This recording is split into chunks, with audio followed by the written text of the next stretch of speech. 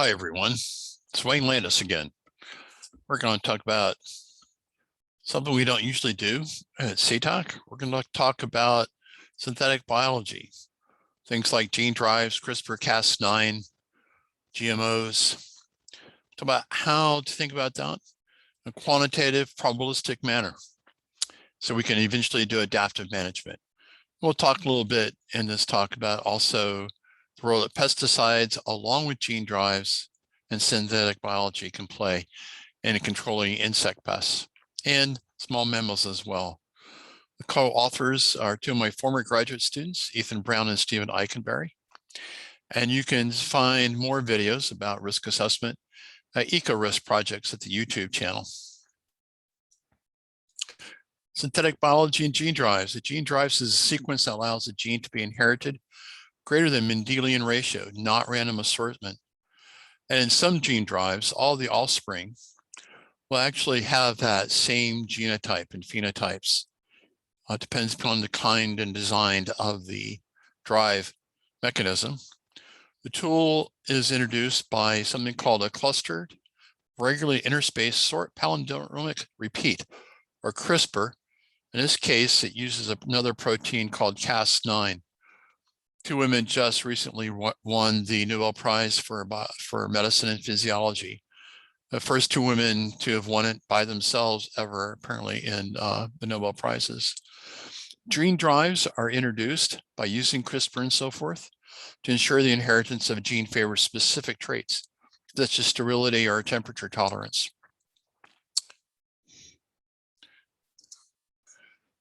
Oh, the risk of gene drives. In the case of a heterozygote, where you have one gene is the desired one, and when not, the one gene with the desired trait that has a gene drive component actually destroys the other allele and copies itself onto the other chromosome. So the inheritance is not at random. Therefore, the gene drive allele can increase in frequency even if there's natural selection against that particular host. When all the offspring, when all the genes are of that one particular gene or phenotype, it's really hard to get rid of. However, resistance to a drive can occur if there's what's called non-homologous end joining when the splicing occurs. That creates a misread in the sequence, and that produces a resistance to that target gene and to within that population. Yeah, resistance is futile, excuse me. Sounds like a Borg in a Star Trek episode.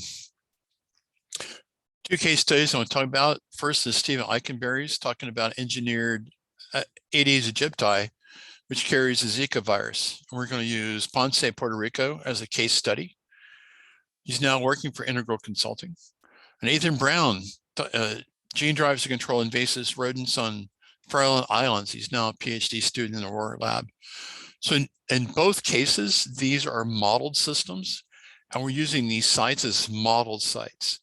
We're not saying this is being considered or this is about to happen, but they're absolutely really good models because so much is known about both these cases.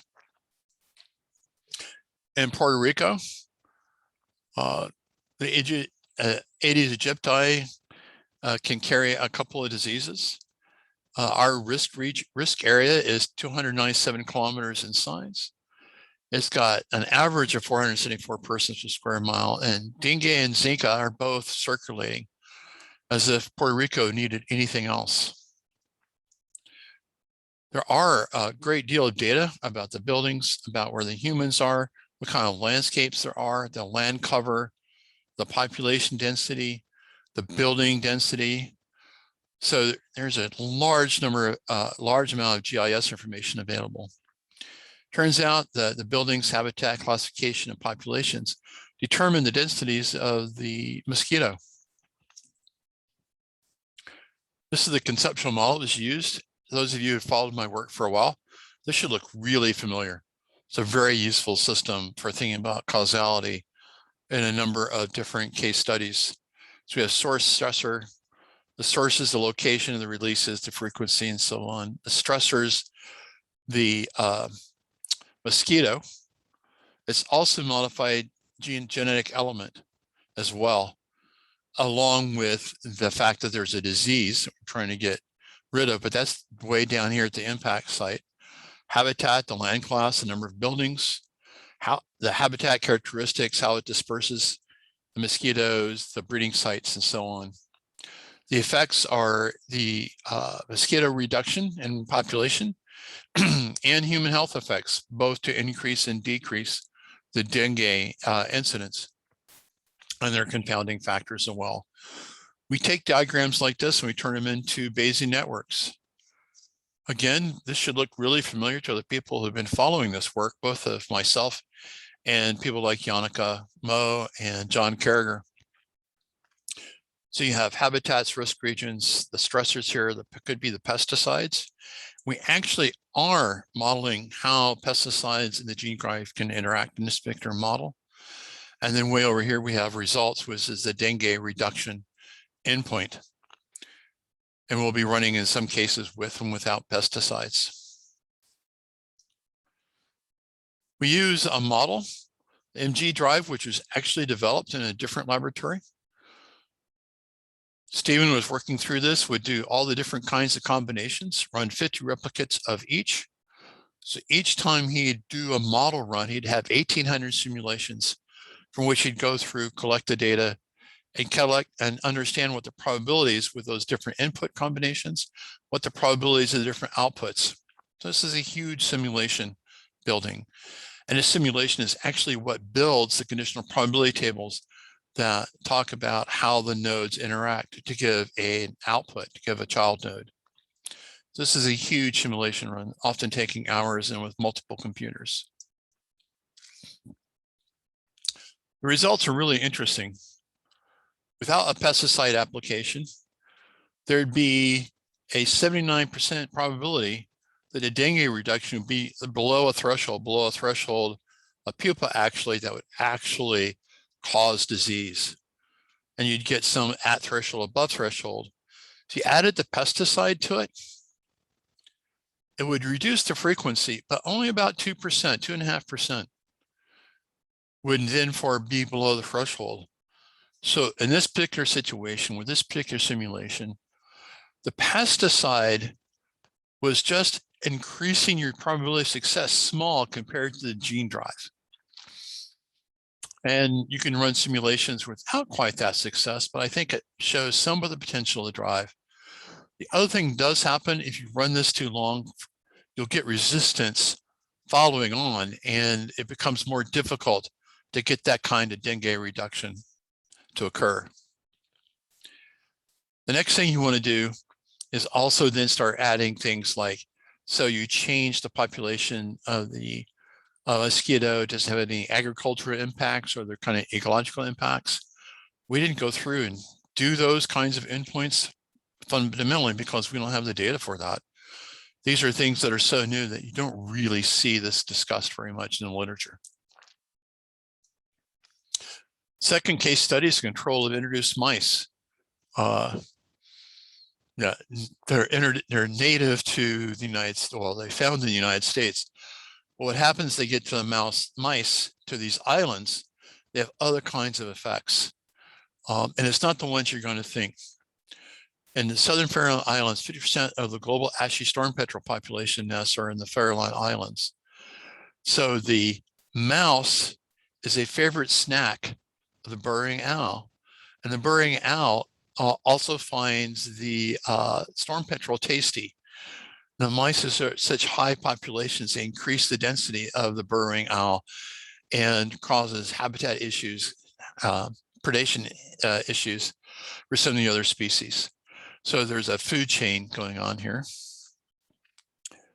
This particular case, there is a SOX9 gene transmitted to the offspring that leads to male morphology of female mice, resulting in sterility.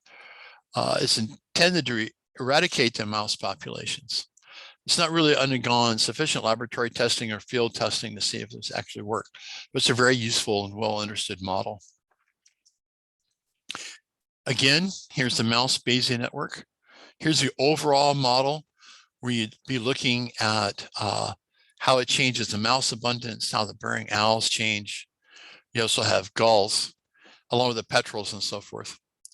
So the part we're going to talk about today is just the part here in the red box. So we're going to talk about whether or not we get mouse eradication over a certain period of time. Snapshot shows the results of one of these schemes, and the thesis that Ethan worked on talks about this in more detail, as will the paper. So the release scheme 1 after 7 years assumes a 95% homing. That means how well the gene drive working, and no arenicide. And after 7 years, do you eradicate the mouse? No, with a 98% probability. Let me show you just a slightly different release scheme and period of time. Here's the result after 10 years. You see a dramatic reduction in the mouse eradication probability. In other words, you just have to go that somewhat longer period, 10 years, to get rid of the mice. The question is, are people going to wait that long? Is it going to be an effective management protocol? That's a different question completely. And the sensitivity analysis shows this, the homing rate.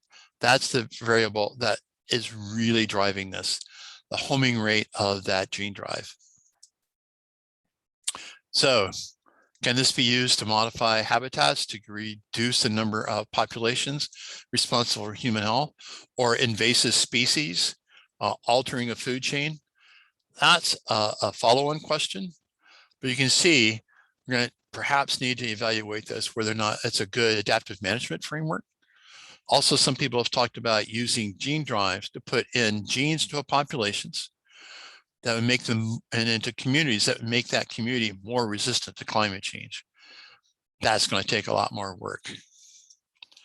Thank you all very much. Here's some of the other papers and so forth that are at the conference. Thanks for listening.